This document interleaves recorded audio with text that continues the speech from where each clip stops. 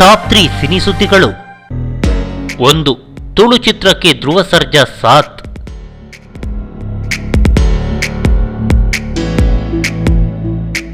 ಇತ್ತೀಚೆಗಷ್ಟೇ title reveal ಮಾಡಿದ ನಿರ್ದೇಶಕ ಚೇತನ್ ಮುಂಡಾಡಿ ತಮ್ಮ ಕಲಿಪುರುಷ ಚಿತ್ರದ ಅಪ್ಡೇಟ್ ಒಂದನ್ನು ಬಿಚ್ಚಿಟ್ಟಿದ್ದಾರೆ. ನವೆಂಬರ್ 17ರಂದು ಬೆಳಗ್ಗೆ 11 ಗಂಟೆಗೆ ಕಲಿಪುರುಷ ಚಿತ್ರದ ಫಸ್ಟ್ ಲುಕ್ ಪೋಸ್ಟರ್ ರಿಲೀಸ್ ಆಗಲಿದೆ. ಈ ಪೋಸ್ಟರ್ ಅನ್ನು action prince Dhruva Sarja release ಮಾಡಲಿದ್ದಾರೆ. ಈ ಮೂಲಕ ಧ್ರುವ ಸರ್ಜಾ ಮೊಟ್ಟ ಮೊದಲ ಬಾರಿಗೆ ಕೋಸ್ಟಲ್ ವುಡ್ನಲ್ಲಿ ತನ್ನ ಛಾಪನ್ನು ಮೂಡಿಸಲಿದ್ದಾರೆ.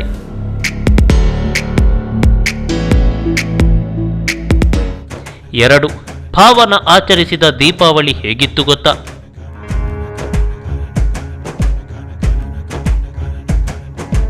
ಈ ದೇವರ ಮನೆಯ ಫೋಟೋವನ್ನೊಮ್ಮೆ ಸರಿಯಾಗಿ ನೋಡಿ, ಹೇಗಿದೆ?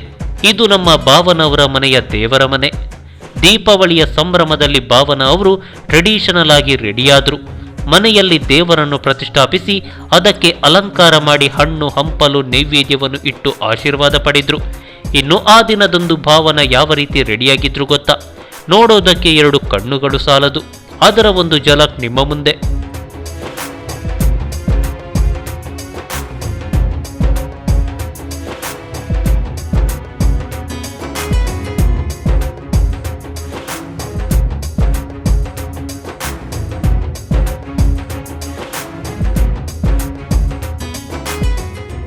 ಮೂರು. ದೀಪಾವಳಿ ಸಂಭ್ರಮದಲ್ಲಿ ದರ್ಶನ್ ಪತ್ನಿ.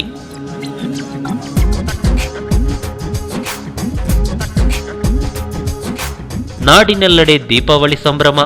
ಈ ಸಂಭ್ರಮಕ್ಕೆ ದರ್ಶನ್ ಪತ್ನಿ ಕೂಡ ಸಾಕ್ಷಿಯಾದ್ರು. ತಮ್ಮ ಫೇಸ್ಬುಕ್ ಖಾತೆಯಲ್ಲಿ ತನ್ನ ಫೋಟೋವನ್ನು ಹಾಕಿ ಶುಭ ಕೋರಿದ್ರು.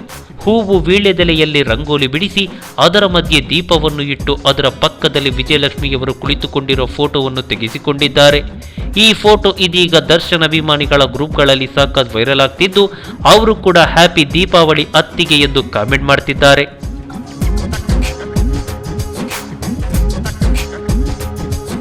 ಈ ಮಾಹಿತಿ ನಿಮಗೆ ಇಷ್ಟವಾಗಿದ್ರೆ ಲೈಕ್ ಮಾಡಿ, ಶೇರ್ ಮಾಡಿ, ಹಾಗೆ ನಿಮ್ಮ ಅನಿಸಿಕೆ ಅಭಿಪ್ರಾಯಗಳನ್ನು ಕಾಮೆಂಟ್ ಬಾಕ್ಸ್ನಲ್ಲಿ ಬರೆಯಿರಿ.